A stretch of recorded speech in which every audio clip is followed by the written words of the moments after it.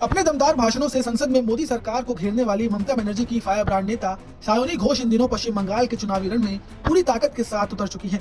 Jadavpur seat से TMC उम्मीदवार सायोनी घोष इस चुनाव में सिर्फ एक प्रत्याशी नहीं बल्कि ममता बनर्जी की सबसे भरोसेमंद युवा चेहरा बनकर उभरी हैं। चुनावों के बीच ममता बनर्जी के बाद अगर किसी टीएमसी नेता की सोशल मीडिया से लेकर पूरे देश में सबसे ज्यादा चर्चा हो रही है तो वह है सायोनी घोष। उनके चुनावी भाषण, गाने और जनता से जुड़ने का अनोखा अंदाज सोशल मीडिया पर लगातार सुर्खियां बटोर रहा है। सादी सफेद साड़ी, साधारण चप्पल और बेहद सहज अंदाज में जनता के बीच पहुंचने वाली सायोनी की छवि लोगों को काफी पसंद आ रही है। उनका यह सरल और जमीनी अंदाज सिर्फ बंगाल ही नहीं बल्कि पूरे देश में चर्चा का विषय बन चुका है। सायोनी घोष अपने भाषणों में सिर्फ राजनीतिक ही नहीं बल्कि बंगाल की सांस्कृतिक पहचान को भी सामने ला रही हैं।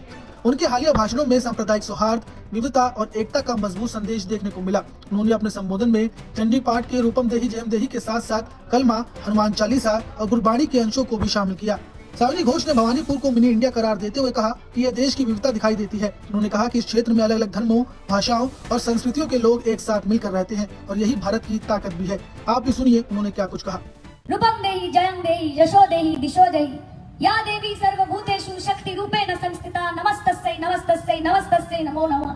या देवी सर्वभूतेषु शांति रूपेण संस्थिता नमस्तस्यै नमस्तस्यै नमस्तस्यै नमो नमः। ठीक তার পাশের বই থেকে শোনা যাচ্ছে লা ইলাহা ইল্লাল্লাহ মুহাম্মাদুর রাসূলুল্লাহ বিসমিল্লাহির রহমানির রহিম। যাচ্ছে তো শোনা?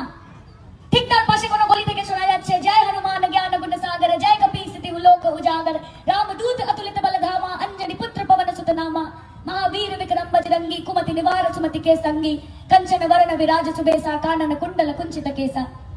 ঠিক তার পাশে কোথাও শোনা যাচ্ছে যে ওঙ্কার সতনাম करता पुरख निर्मोह निर्वैर अकाल मूरत अजूनी सेवन गुर प्रसाद जप आद सच जुगाद सच है भी सच नानक हो से भी सच।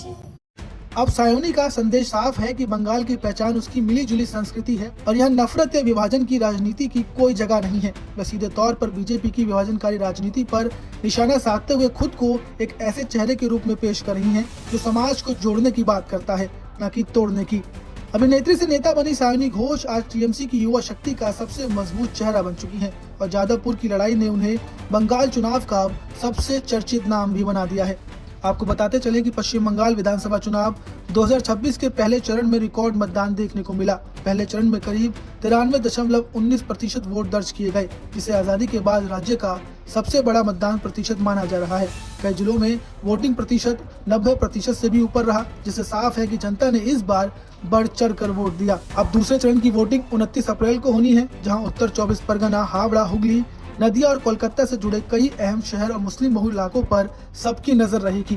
खास तौर पर भाटपाड़ा, मुर्शिदाबाद और मालदा के कई मुस्लिम बहुल क्षेत्रों में मतदान बेहद अहम माना जा रहा है, जहां यही चरण आगे के चुनावी माहौल और सरकार की दिशा तय करने में बड़ी भूमिका निभाएगा। लेकिन कहीं न कहीं ममता बनर्जी की नेता सायोनी घोष ने अपने भाषणों से लोगों का ध्यान अपनी ओर